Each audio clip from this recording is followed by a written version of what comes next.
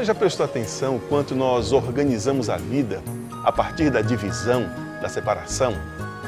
Nós temos dias santos, dias profanos, vida religiosa, vida comum, clérigos, leigos. É como se vivêssemos em um círculo dividido e procurássemos organizar a vida nesses dois espaços. É como se fosse assim. Nós temos esse círculo, que é a nossa vida, e nós passamos a maior parte do dia em atividades específicas e nós acabamos por viver muito mais em algumas dimensões da nossa vida do que em outras. Por exemplo, nós passamos de 8 a 12 horas no mundo do trabalho, ou seja, nós passamos mais tempo fora de casa do que em casa. Assim, nós poderíamos dividir da seguinte maneira. Você toma o círculo e faz uma linha divisória. É assim que nós organizamos a vida. Nós temos a vida do trabalho, nós temos a vida acadêmica, nós temos vida familiar, vida religiosa e vida sentimental. Assim nós vamos organizando a nossa vida, respeitando sempre essa linha divisória que faz com que a vida seja partida. Os antigos tinham uma outra maneira de dividir os temas da vida.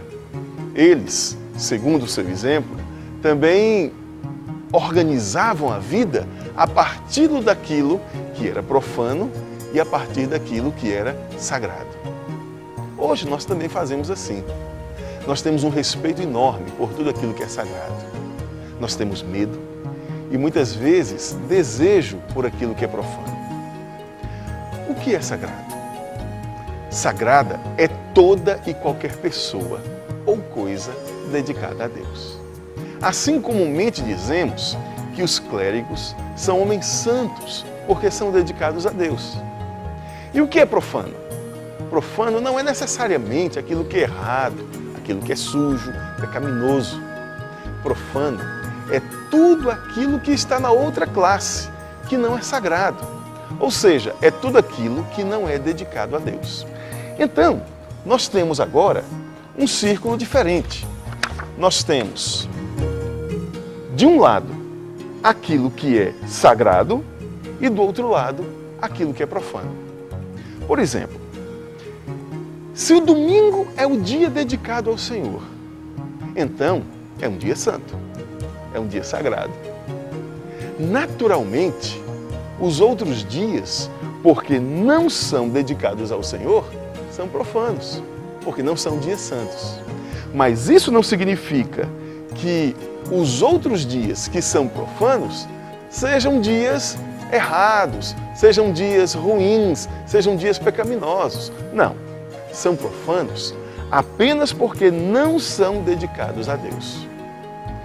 Voltando para o círculo das nossas vidas, nós percebemos que uma vez que o tempo dedicado para a vida cotidiana é muito maior do que aquilo que a gente dedica para Deus, é correto dizer que as nossas vidas são muito mais profanas do que religiosas. Para solucionar esse ato entre o que é religioso e o que é profano, nós formamos um calendário religioso. Assim nós colocamos um pouco mais de sagrado naquilo que é profano. Domingo é o dia santo, Semana Santa, Natal, Quaresma, que é o período que nós estamos vivendo agora. Todas essas festividades buscam diminuir o hiato, a divisão que existe entre aquilo que é sagrado e aquilo que é profano. Ajudam a diminuir a separação da vida prática com a fé. Desta forma, seguindo esse raciocínio, nós temos muito mais dias que não são santos do que dias que são santos. Por exemplo, durante o ano, nós temos uma semana que é santa, aqui nesse lado do círculo, contra 51 semanas profanas. Durante o ano, nós temos 40 dias sagrados, que é a quaresma, contra 300 e poucos dias profanos. Por esse raciocínio, nós temos uma vida muito mais profana do que santa. É isso mesmo? Seria essa a visão cristã? Um deserto profano cercado por um pequeno oásis de espiritualidade? Veja que interessante. Os judeus adoravam num templo muito parecido com essa nossa estrutura do círculo que nós acabamos de fazer. Na verdade, o tabernáculo era uma estrutura que, na sua parte central, tinha uma cabana. E essa cabana era dividida em duas partes, exatamente como o nosso círculo. Nessa parte menor ficava o Santo dos Santos e aqui ficava o lugar santo. O Santo dos Santos era onde estava a presença de Deus. O lugar santo era onde todos os homens poderiam ficar.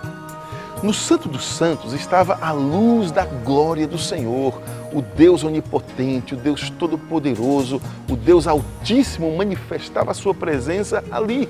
E ninguém poderia entrar, exceto uma vez por ano, no Dia Nacional da Expiação.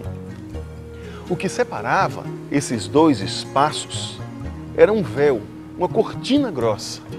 A presença de Deus estava aqui e desse outro lado estava o homem pecador. E ali a santidade de Deus, aqui a pecaminosidade dos seres humanos. Veja como isso se parece muito com a estrutura do círculo que nós acabamos de fazer.